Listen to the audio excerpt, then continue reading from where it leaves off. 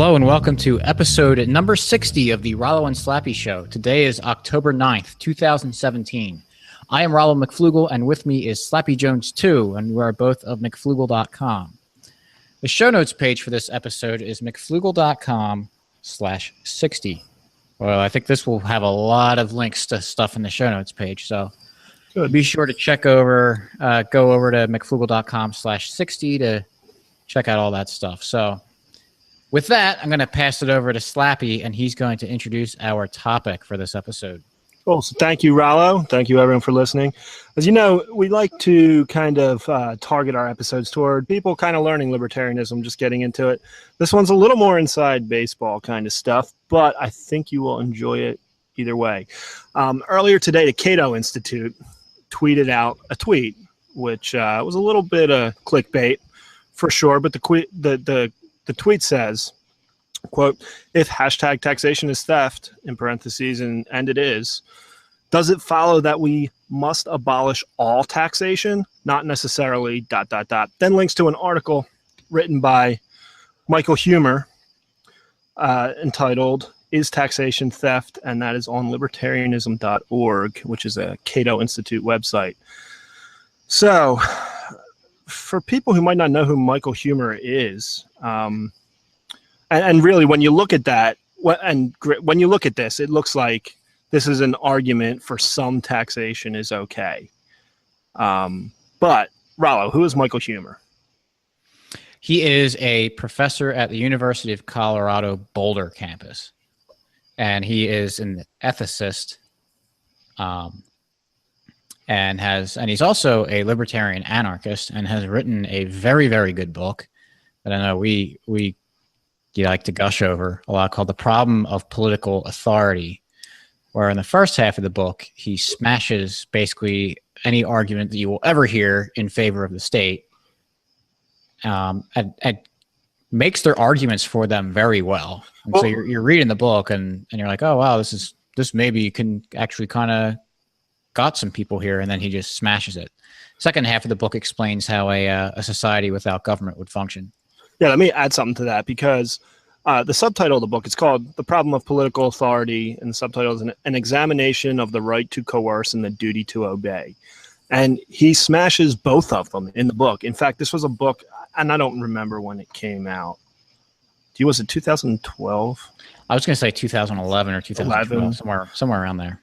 Yeah, it was somewhere around there. And at the time, I had been pretty convinced that ANCAP is the way to go. I didn't have all the answers for everything, and there were some tough questions. And reading this book smashed anything that was holding me back. I mean, this put me over the edge. It's a fantastic book, and you should all go read it if you want to find out who Michael Huemer is. And the great thing is it's not super technical, so like anyone in any level can read it. Yeah, he's a professional philosopher. He can write at a very high level. A lot of the stuff he writes, he did something on infinity, and the concept of infinity, which is just way over my head. It's not something I'm into, and it's very technical, very deep, and you have to really concentrate to read it. This is written for people like me. This is a great book. It's very easy to read, and anyone could pick it up. It's a book that I recommend to people to learn about anarchy and how it could work in the world today. He's not even talking about at some future time. He lays out a scenario how we could have this working now. Right. And he uses something a little bit, and I don't know if I'm jumping ahead of how he wanted to go about presenting his ideas and everything, but he uses something called ethical intuitionism, which is kind of similar. He takes a lot of ideas that are normal for libertarian ideas, like the deontological consequentialist ideas. But as you were saying before, we started the episode, he's a philosopher. So when he's going to present an argument, he wants to make sure that it is absolutely rock solid. He rejects an axiomatic nature of the non-aggression principle. So that does not mean that he rejects the non-aggression principle. It does not mean that, I don't want to speak for him. I'll speak for myself. I agree with Michael Huemer on the moral intuitionism thing. I agree that the non-aggression principle is not axiomatic, and it is not sufficient to answer every sort of ethical situation. It doesn't mean I don't approve of the non-aggression principle, I don't like it, or I don't think it's one of the bedrock principles of libertarianism. I mean, you can go through, however many articles and podcasts we've written, and given that, we try to adhere to the non-aggression principle and advocate for it. I think it was episode 45, which is linked in the show notes page. We talk a little bit about the non-aggression principle, getting a little more depth into it. So that's there to listen to for more information on how we think about it. But there's something more, because there's some certain scenarios that can get put out.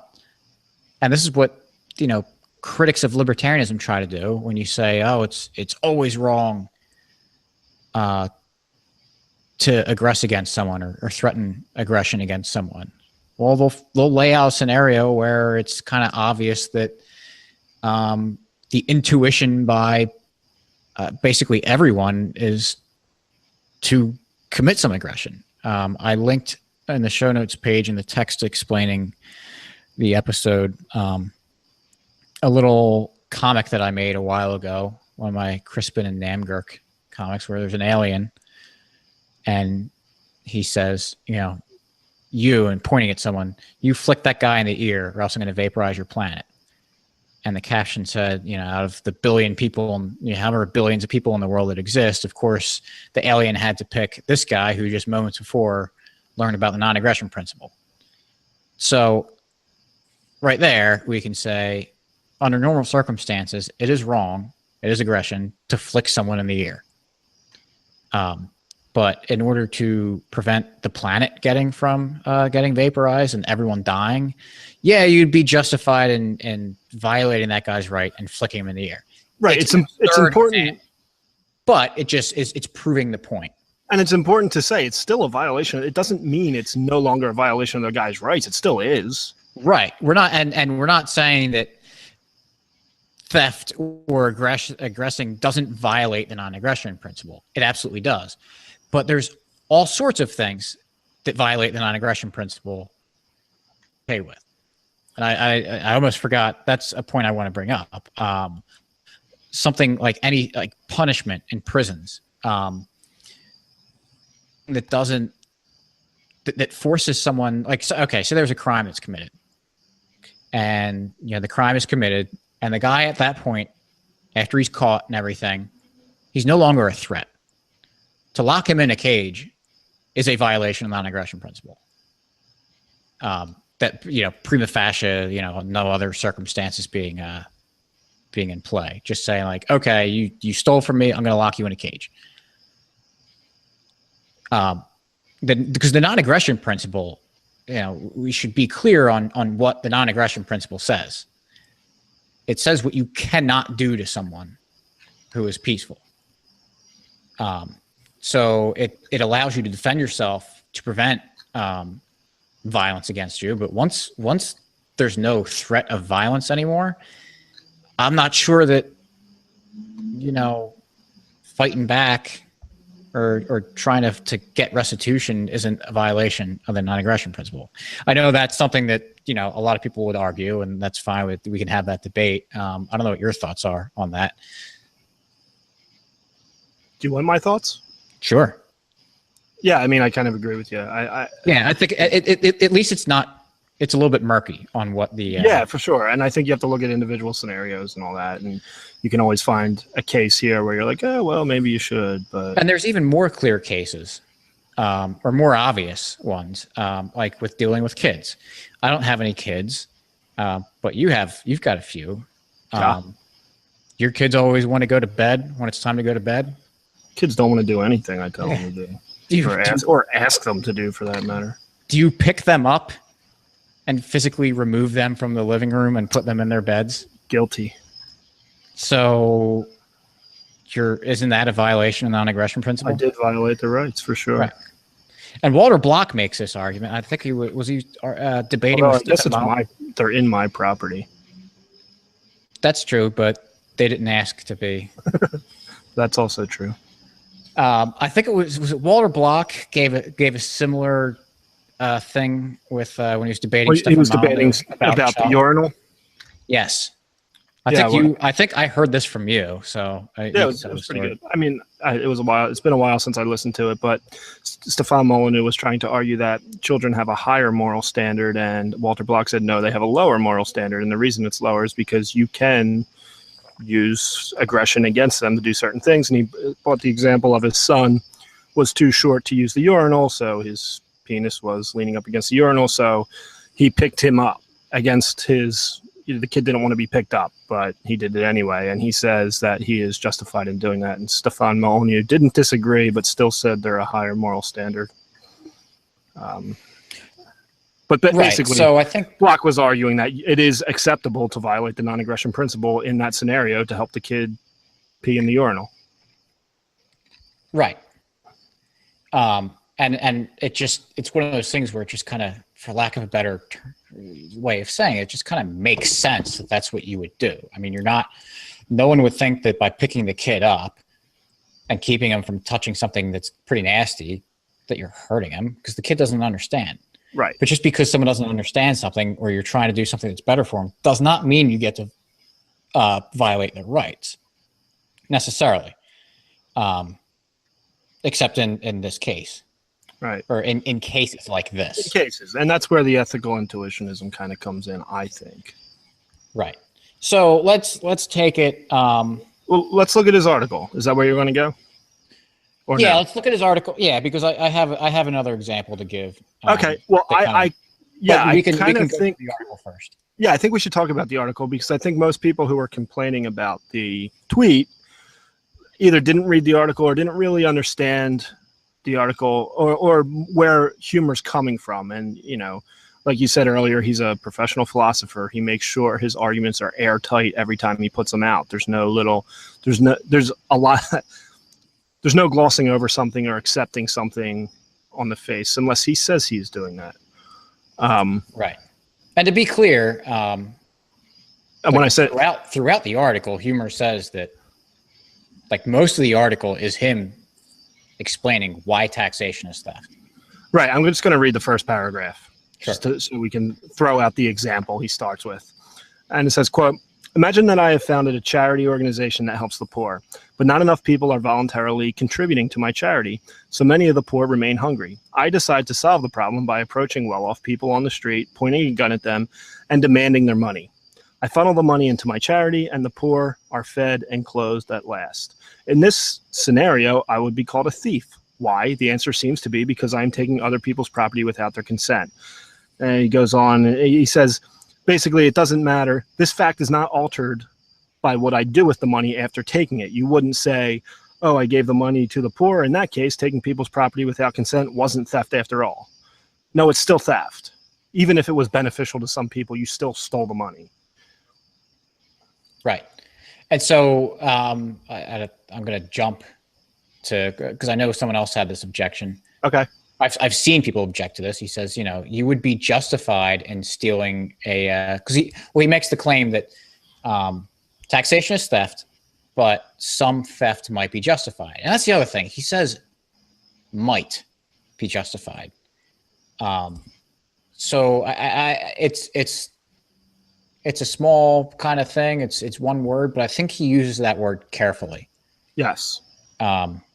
Because every situation is different, and every situation, has to be the details of it have to be examined very thoroughly if you're going to go against. Because we can say as a general rule and this is very uncontroversial across all political views and all cultures and everything else, that theft is wrong. So there's a lot of what's it called? Burden of proof to say, actually, this theft is justified right here. But he says that, you have to have a very good reason in order for this theft to be justified. So I think it's unfair to assume that very good reason is not a very good reason. Like that he's making the claim that, oh, I want to give free healthcare to people. Like it's a little bit better thought out than that. So he gives the example of, are you justified in stealing a loaf of bread so that you don't starve? And he says, yes. And that's, people don't, I know people say that you're not justified in doing that. I don't know if they mean that they're saying, because I don't know.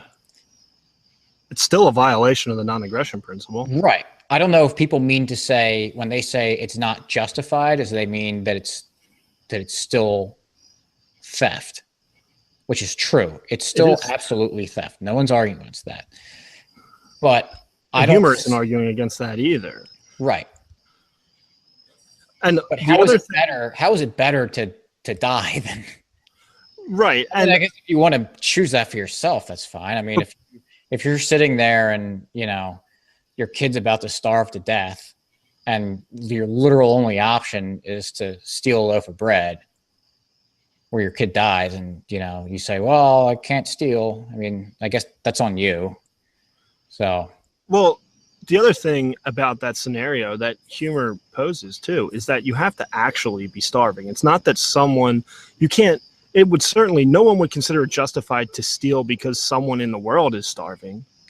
Right. Like I can't steal bread because someone somewhere else is starving. That wouldn't make any sense. That would not be justified in any world.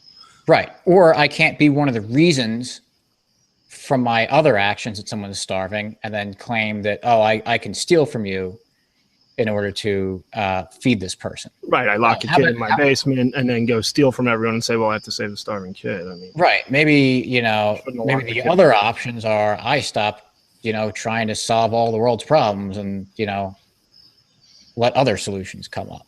And that's where it comes in. I don't know if I'm jumping around too much, but that's where it comes in where he says, we have to hold the state on the same accountability as individuals. And if an individual wouldn't be allowed to steal in order to achieve some end, then the state wouldn't allow to either.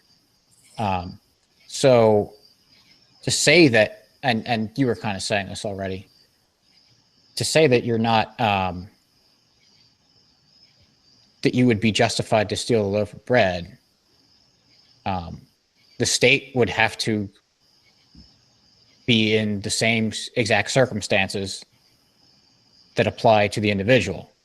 So the likelihood of that being the case is like basically zero. So, whether or not you agree that the non-aggression principle is axiomatic or not, or that you agree with us on the axiomatic nature, the outcome's still the same. We still say that the state is completely unjustified and that taxation is, wrong. Right. Well, if you don't mind, I'm going to jump kind of to the end of his article. Mm-hmm. Because he does make a case that sometimes it is justified morally to steal, which we mentioned, like if you're going to starve. So I'm just going to read the end of this, and then I want your opinion of it. So it's part 3. So what if taxation is theft? If taxation is theft, does it follow that we must abolish all taxation? Not necessarily. Some thefts might be justified. If you have to steal a loaf of bread to survive, then you are justified in doing so. Similarly, the government might be justified in taxing if this is necessary to prevent some terrible outcome, such as a breakdown of social order. Why then does it matter whether taxation is theft? Because although theft can be justified, it is usually unjustified. It is wrong to steal without having a very good reason. What count as good enough reasons beyond the scope of this article? So, and you kind of already mentioned this, but really, and I do ask this to ANCAPs. Let's say government ended tomorrow, and this is what people throw at us all the time, which I don't believe, and this is why we have to explain how an ANCAP society could work. We have a high burden of proof because status quo is the status quo, and you have to convince people that we don't need it. That's not easy to do. And what they often throw at us is then there would be chaos and murder. Well, what if it's true that would happen if we got rid of taxes? If it was literally true that society ended, then would it be justified to have taxes? So, Rollo, do you think that's what Huemer is trying to say there? Yes. And so part of our job, part of our mission or whatever, is to explain to people how we could survive without government. And once you can convince people that government isn't needed, it makes it a lot easier to talk about statelessness. Right. And which, to Huemer's great credit, is he wrote the second half of his book that we talked about earlier on just that. And I'm saying, he's like, well, I'm saying that we don't need government, and it's unjust, or we're saying that government's not justified. It's wrong. It's evil. Yeah, he calls it. He actually says there's no such thing as political authority, legitimate political authority. He doesn't believe they have any right to exist. So he spends the second half of the book explaining how an anarchist society will work, and I think he does a pretty good job of it. He does. So I have another example. What if you're stealing a tractor? That's not my example. You hear those crickets? You got it in. Yeah. So, okay. I'm going to present a situation. Your kid gets kidnapped. And there's no one else around. No one else sees it. But there's a bike next to you. And you can't run faster than the guy that just grabbed your kid. And there's no other way for you to get your kid except for stealing the bike that's there. It is not your bike. You do not have permission. You know you do not have permission to use the bike. Let's say there's a sign on it that says, under no circumstances can you use this bike. Would you be justified in taking the bike to,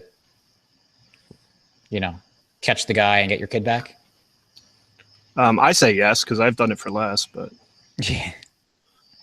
So yeah, I mean, clearly, and it doesn't matter whether you intend to return the bike, because you stole the bike. You violated the bike owner's rights by taking it without his permission. It doesn't matter what you what's the old saying? Borrowing without permission is still stealing. Right. Yeah. So all right. So I think it's fairly uncontroversial to say that if your only option to catch a guy who just kidnapped your kid is to steal a bike that's sitting next to you, is justified. I'm going to change the scenario up a little bit. So everything's the same, except you have your bike there, and there's also the bike that someone else owns that's sitting there, but you like the color of the other person's bike better than yours. Would you be justified in stealing the bike? Is that rhetorical? Well, you can answer it. No. Why not? Because there's no real need to have that color. Yeah, it's not. That's not a good reason to steal it. Right, and I think people get a little bit hung up on like, well, who gets to decide what this good reason is? But I think it's, and we mentioned the ethical intuitionism, is that I think most people can recognize the difference between the need because you have no other option, as opposed to it's I don't even know how to say it, 'cause I don't want to say even preferable option, just a purely subjective reason for doing one thing over the other. Right. And I think society, like we talk about how it would be determined in a free market, in a free society. Well, it's conceivable that there'd be some communities that don't tolerate any theft for any reason whatsoever. But I don't think that would happen in most places. Like the first example you said, where it was saving a child, I'm sure if the owner of the bike got angry and demanded you be held, for restitution in some way for inconveniencing that person for not having their bike, even after you explained that, your kid just got kidnapped, he was going to be tortured and killed, and you had to get the bike to stop him. The guy said, I don't care, you stole my bike. I think society would figure that out, and we would have courts to determine that. Right. I think a lot of it would be insurance. I mean, if you had, if you wrecked his bike in the process of getting your kid back, like we said, you still stole his bike. And you still wrecked the bike, and right. I guess you could, even if you just inconvenienced him and he was late for work or something, like that's. I mean, you're responsible for that. You could. I think it's reasonable to put the burden on the kidnapper. Certainly, but one important point that Michael Huemer makes is it doesn't he doesn't even talk about that. He doesn't care about what you do after. I mean, he does, but the point in his argument is to say it was justified to steal it. What happens afterwards doesn't matter. He's talking about the act of taking the bike. Is it justified to save your kid who was just kidnapped? And he says yes. Right. What you have to do afterwards is a different discussion. Mm-hmm. Right, and that's fine. So just because you make restitution or you pay him, or you even pay him $1 million after the fact, doesn't change the fact that you took the bike, and doesn't change the morality of taking the bike. I mean, that's one of the ways people try to. I mean, people argue the hypotheticals all the time, like the cabin in the woods thing, where no one's home, would you steal the food in the cabin in order to survive? And they say, well, I would send money back. It's like, well, so what? You still that doesn't have anything to do with the stealing. Yeah. And another quick example is a literal lifeboat example is that let's say Slappy and I are in a lifeboat. By no fault of either of ours, our boat sank. We're in this lifeboat, and it springs a leak, and we've got 2 buckets. And in order for us to survive, we both have to bail water. And if only one of us bails water, then we both drown. And let's say that for whatever reason, Slappy says that he doesn't want to bail water. He wants to, as Michael Huemer said, pray to, I think, Jupiter, right, to save him. Would I be justified in using some threat of force against Slappy to get him to bail? Like, fortunately for me, I'm very physically intimidating to Slappy. So, if I puff my chest out a little bit, he's gonna fall in line and do whatever I say. Probably, yeah. So, and again, Huemer argues that it's, there's some intuition to say that, yeah, I mean, to save your life, you'd be justified in forcing Slappy to bail water. And he says, well, would I be justified in forcing Slappy to make me a ham sandwich?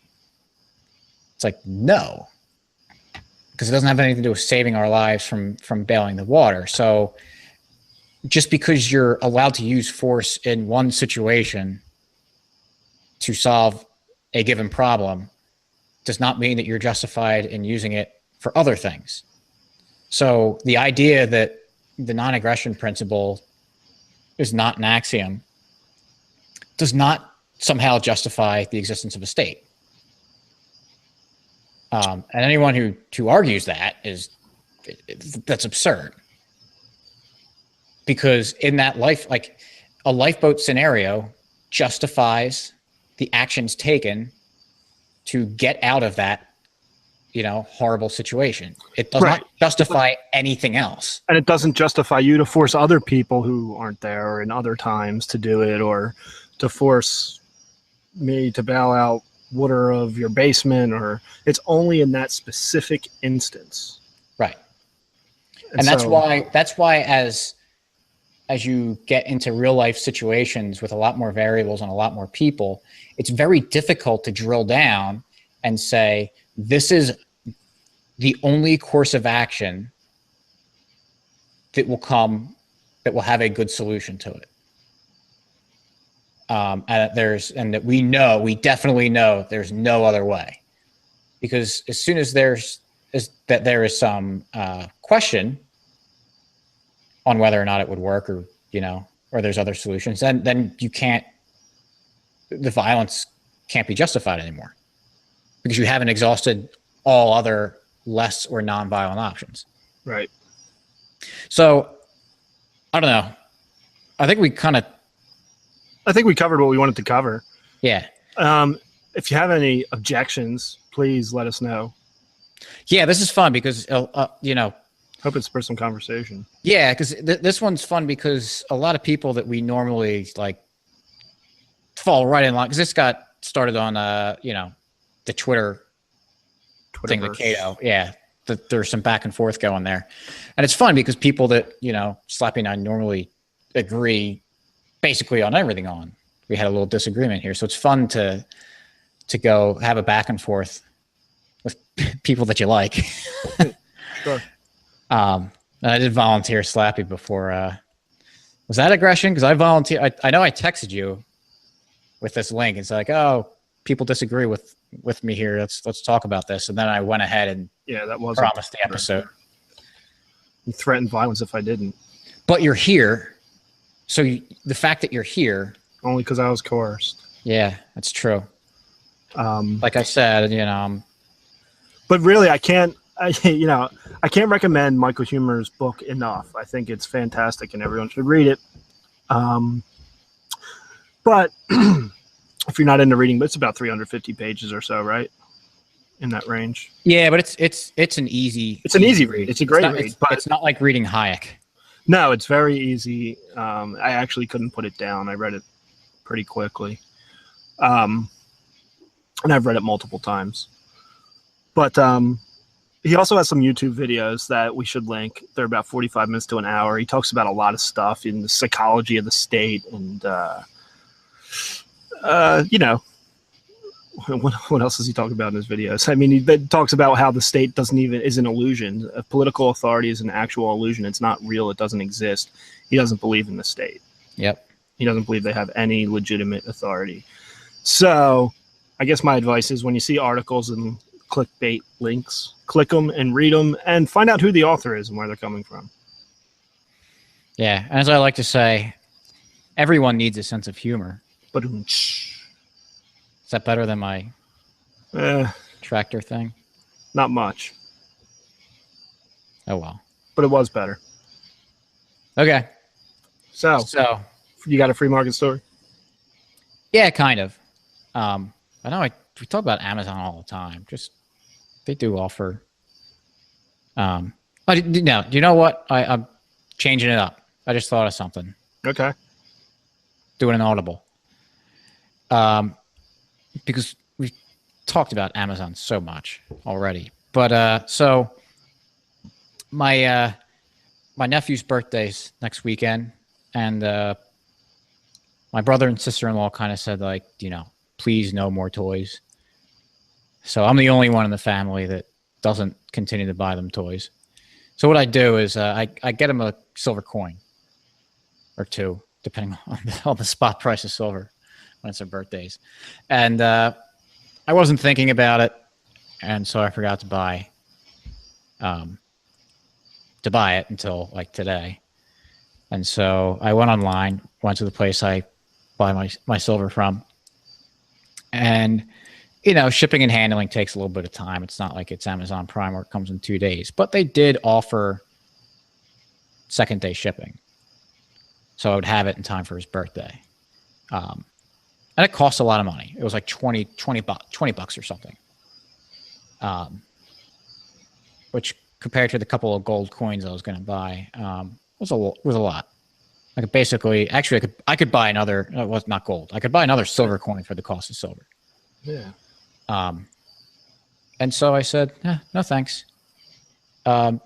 because he's turning 4, and when he opens the silver, he doesn't care about it.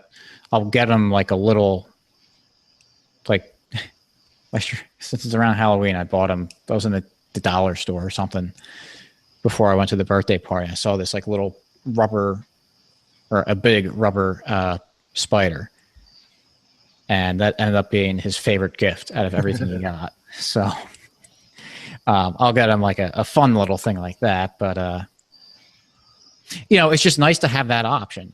And for something like a lot of online stores where it's things are easy to process and all that, they can ship things pretty easily.